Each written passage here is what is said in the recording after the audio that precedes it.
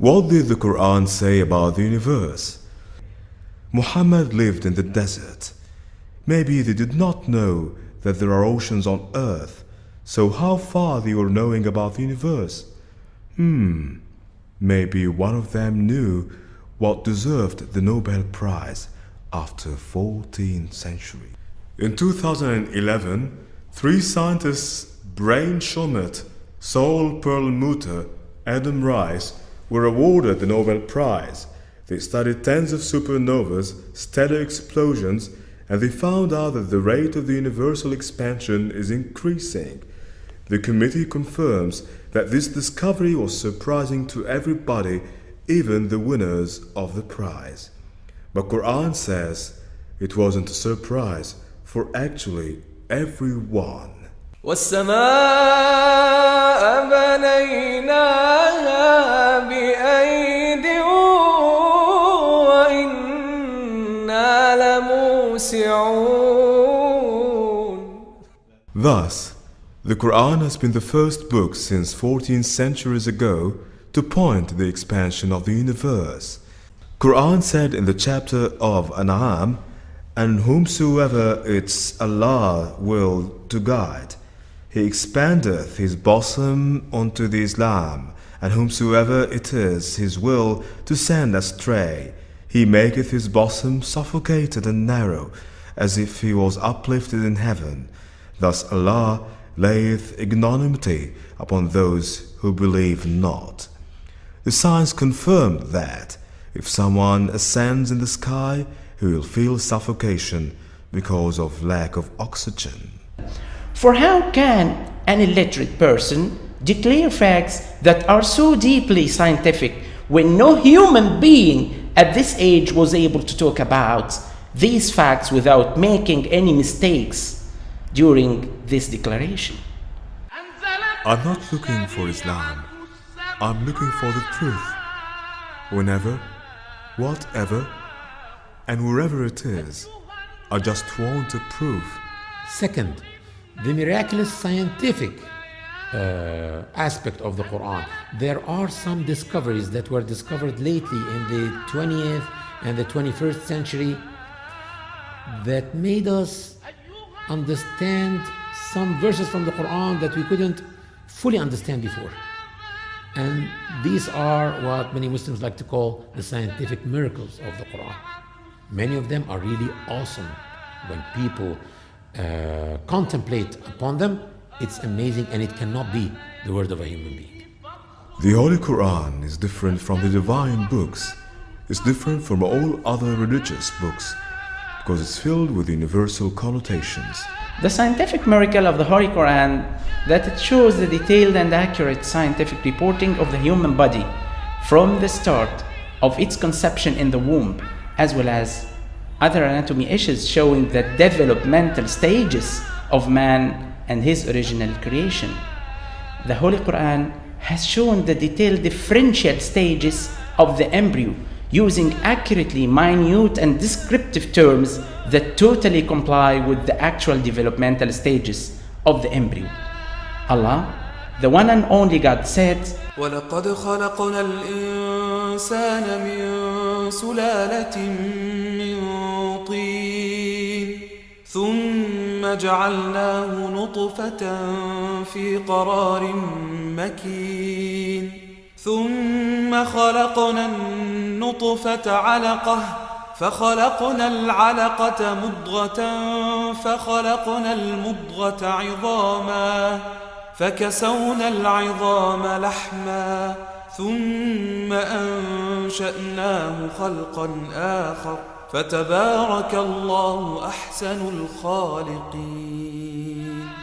Professor Dr. G.C. Goringer, the famous embryologist teaching at Georgetown University in the US, said, "The Quran's description and illustrations of man creation steps is the most accurate description that we or anyone will ever find." But what's the element that's involved in every living cell in all organisms? This needs a biologist. But if you say in the desert 1400 years ago and told someone that everything you see has got water in its composition, he wouldn't have believed you for sure. وجعلنا من الماء كل شيء حي أفلا يؤمنون. There was no proof of that fact until the microscope was invented. So, we had to wait till it was discovered that the protoplasm, which is the main substance in the cell, is about 80% water. So in 1694, it was a theory which is called the pre-formation creation, and this is supported by Hartzucker, and he has shown that the man created from the sperm only, and he introduced a drawing to this which was laughing now if you see it. By 1839, the two Germans, Schwann and Schleiden, has identified the cells of a man, and they mentioned that this is the fundamental for the human creation. By 1985, those scientists has realized that the sperm is a living cell as well as the ovum. خلق من ماء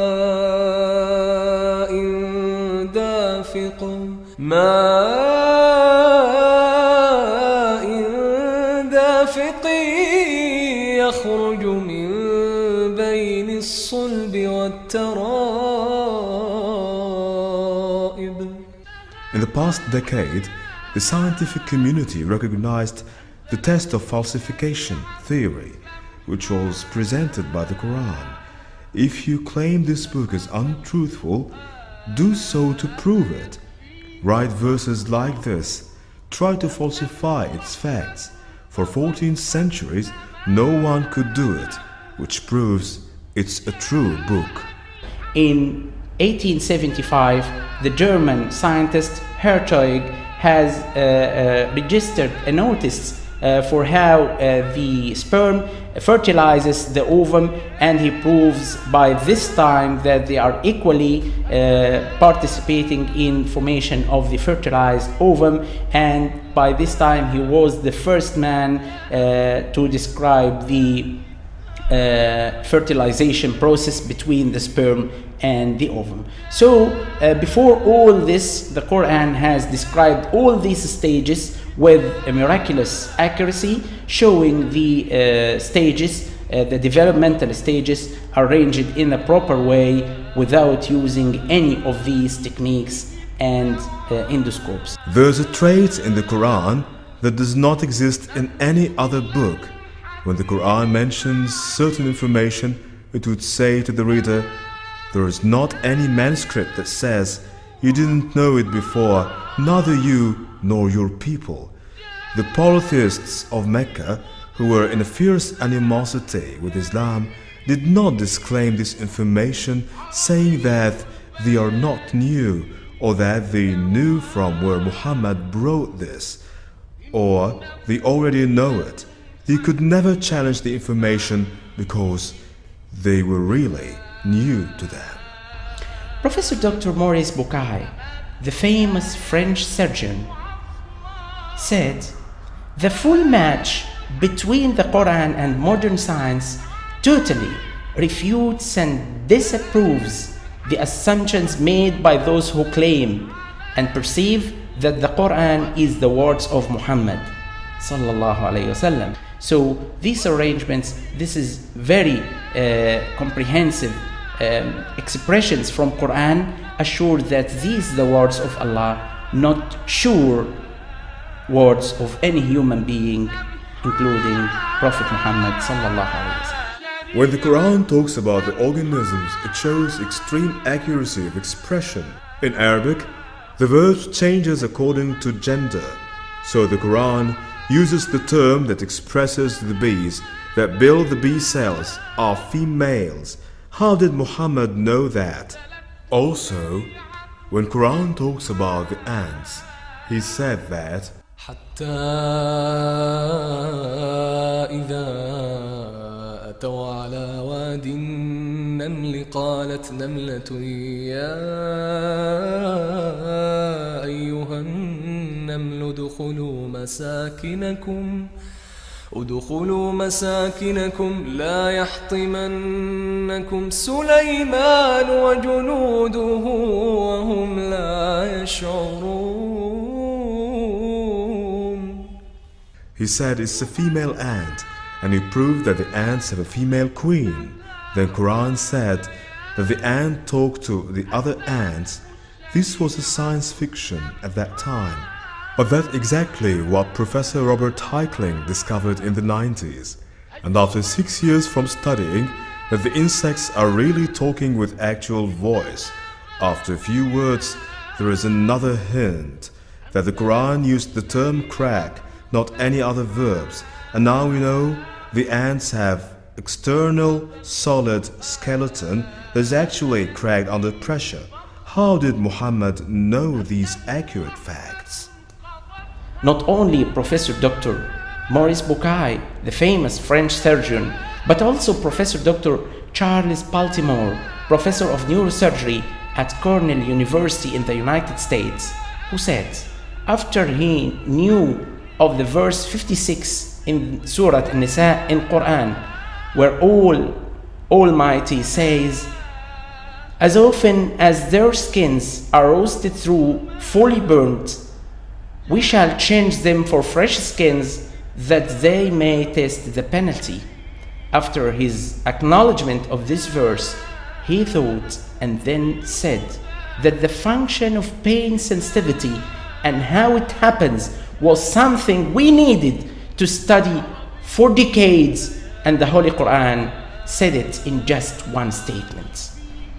So, what we will display next, if Allah wills, are some of the scientific facts mentioned in the Quran, or as I would like to call it always, the nectar of science that's potentially latent in the Holy Quran. It's beyond geniality. All of these miracles, all of those facts, legislation, philosophy, astronomy, biology, without one mistake, without any one little mistake, it can never be a human feature. Una de las cosas que más sorprende a los lectores occidentales del Sagrado Corán es que después de leer con detenimiento algunos de sus capítulos, encuentran que no es lo que esperaban y que mucho de lo que habían leído sobre él desaparece al leer unas cuantas páginas, por lo que pasa de ser un libro antiguo del desierto a un libro que responde a las preguntas actuales del hombre y se parece más a un mar de conocimiento que a otro libro más para apilar en nuestras bibliotecas. Cada verso del libro de Dios contiene conocimiento que puede ser percibido por los humanos al desarrollar las ciencias y desvelar los secretos del universo y la creación entera. If this book is not a revelation, then it's a deception. If it's a deception, what's deceitful about it? Certainly, if the skeptics insist on their claims that the Quran is a deception, then they have to bring in evidence to support their claim. Otherwise, you would never have the right to do this.